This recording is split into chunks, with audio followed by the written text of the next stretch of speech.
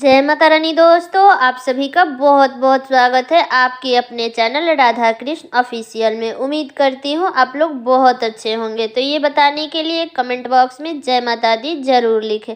तो चलिए दोस्तों, इस वीडियो में हम पौष मास के कृष्ण पक्ष की सफला एकादशी व्रत की कथा सुनेंगे। तो आप लोग वीडियो के लास्ट तक जरूर बने रहिएगा। सिर्फ अगर आप लोग व्रत नहीं करते हैं किसी कारणवश और कथा सुन लेते हैं तो आपकी सारी मनोकामनाएं जरूर पूर्ण होगी।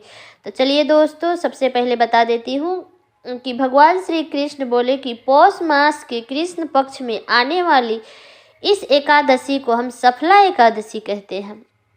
इस एकादशी के दिन श्री हरि नारायण की पूजा की जाती है, इसलिए इस व्रत को विधि पूर्वक करना चाहिए।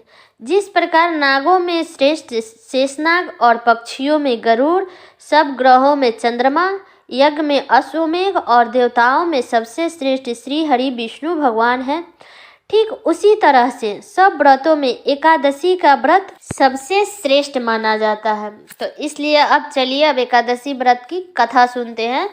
तो आप लोग कथा के लास्ट तक जरूर बने रहिएगा। चंपवती नगर में एक महिष्मान नाम का एक राजा राज्य करता था। उस राजा के 4 पुत्र थे। उन सब पुत्रों में सबसे बड़ा जो पुत्र था राजा का, लुम्पक नाम का बड़ा पुत्र था। वो बड़ा ही महापापी था। सदा वो पराई स्त्रियां और वेश्या तथा दूसरे बुरे कर्मों में अपने पिता का धन नष्ट करता था। सदैव देवता, ब्राह्मण, वैष्णव की निंदा करता था। जब राजा को अपने बड़े पुत्र के ऐसे कुकर्मों का पता चला तो उन्होंने उसे अपने राज्य से निकाल दिया। तब वह विचार करने लगा कि कहाँ जाऊं, क्या करूं। अंत में उसने चोरी करने का निश्चय किया। दिन में वह वन में रहता और रात्रि में अपने पिता के नगरी में ही चोरी करता था। प्रजा को बड़ा तंग करने लगा और उन्हें मारने का कुकर्म करता। कुछ समय पश्चात सारी नगरी भयभीत हो गई। वह वन में दिन भर वन में रहता, पशु आदि को मार करके खाने लगा। नागरिक और राज्य के कर्मचारियों ने उसे पकड़ लेते, किंतु राजा के भय से छोड़ देते थे। वन में एक अति प्राचीन विशाल पीपल का वृक्ष था। लोग उसकी भगवान के समान पूजा करते थे। उसी वृक्ष के नीचे वह महापापी लुम्पक रहा करता था। इसी वन में के लोग ने देवताओं की क्रीड़ा स्थली मानते थे। कुछ समय पश्चात पौष कृष्ण पक्ष की 10वीं के दिन वह वस्त्रहीन होने के कारण शीत के चलते सारी रात्रि सो नहीं पाया और उसके हाथ पैर भी अकड़ गए। सूर्योदय होते होते वह मूर्छित हो गया। दूसरे दिन एकादशी को मध्य के समय सूर्य की गर्मी पाकर उसकी मूर्छा दूर हुई। गिरता पड़ता बेचारा लुम्पक भोजन की तलाश में निकल गया। पशुओं को मारने के उसके अंदर में समर्थ नहीं था। अंत में पेड़ के नीचे गिरा हुआ फल उठा करके वह वापस सारा फल ले करके और उसी पेड़ के नीचे आ गया। जब तक वह फल लेकर के आ रहा था तब तक उस समय सूर्यास्त का समय हो चुके थे। वृक्ष के नीचे फल रख कर कहने लगा, हे भगवान, अब आपके ही अर्पण है ये फल, आप ही इसे तृप्त हो जाइए। उस रात्रि को दुखी के कारण रात्रि को वो भी नींद नहीं आई उसको।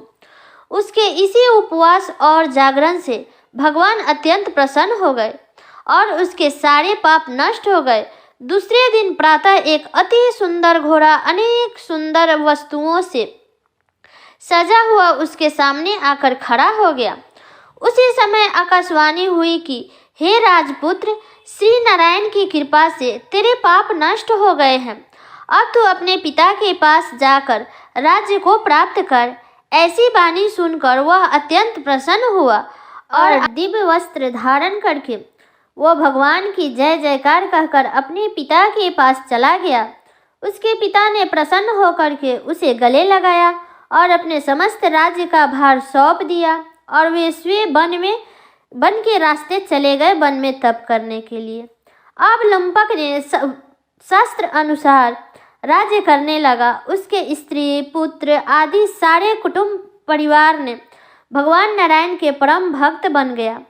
वृद्धा होने पर वो भी लुम्पक ने अपने पुत्र को अपना राज्यभार सौंपकर लुम्पक भी वन में तपस्या करने के लिए चल गया। अंत समय में लुम्पक को वैकुंठ की प्राप्ति हुई।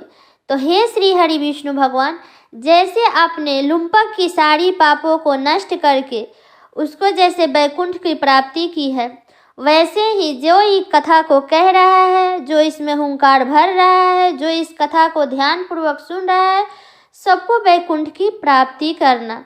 तो सब बोलिए श्री हरि विष्णु भगवान की जय। तो उम्मीद करती हूँ दोस्तों आप लोगों को ये वीडियो बहुत पसंद आया होगा, तो कमेंट करके ज़रूर बताइएगा। और चैनल पर नया है तो चैनल को सब्सक्राइब कर दीजिएगा, बेल आइकन को प्रेस कर दीजिएगा, ताकि मेरे वीडियो का नए नोटिफिकेशन आप सभी के पास सबसे पहले पहुँचे। और वीडियो को लाइक ज़रूर कीजिएगा, क्योंकि आपकी एक लाइक से मुझे बहुत ही मोटिवेट मिलता है। तो एक लाइक ज़रूर कीजिएगा और वीडियो को शेयर कर दीजिएगा। तो चलिए दोस्तों, मिलती हूँ अगले वीडियो में, तब तक के लिए नमस्कार।